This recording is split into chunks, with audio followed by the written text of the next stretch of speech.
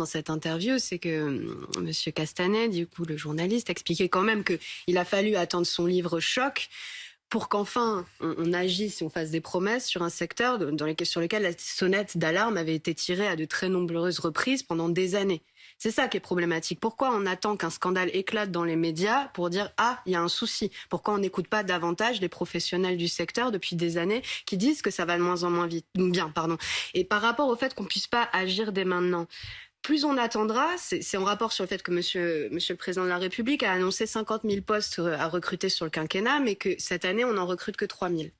Alors, on dit oui parce qu'on est réaliste, il y a des problèmes de recrutement. C'est tout à fait vrai, il y a des énormes problèmes de recrutement. Mais plus vous attendez avant de faire le choc d'attractivité, avant de revaloriser les salaires et de promettre justement des gros effectifs en plus les gens vont quitter la fonction de l'EHPAD. En fait, plus les gens vont partir. C'est ça le problème, c'est que plus vous attendez, plus ça se dégrade. Parce que aujourd'hui, dans les EHPAD de ma circonscription, on a des taux d'absentéisme qui peuvent atteindre 12%. Ce qui veut dire que pour ceux qui restent encore et qui sont pas encore en arrêt maladie, ils ont une charge de travail supplémentaire qui est colossale.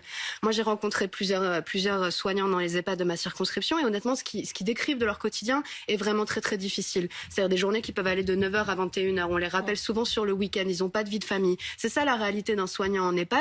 Ils sont maltraitants malgré eux parce qu'ils n'ont pas le temps. Donc là, effectivement, les contrôles, c'est bien. Mais on sait déjà la situation.